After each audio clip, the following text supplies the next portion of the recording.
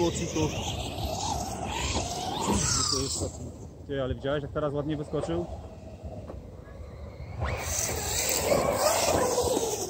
Poszło, dobra. Już się złamało. No.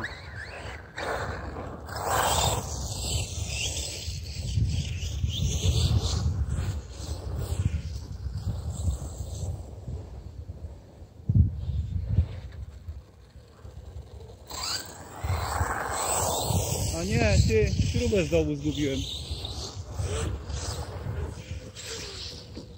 Dobra. Śruba mi wypadła. A wczoraj odkręcę, no bo nie dokręciłem mocno, nie?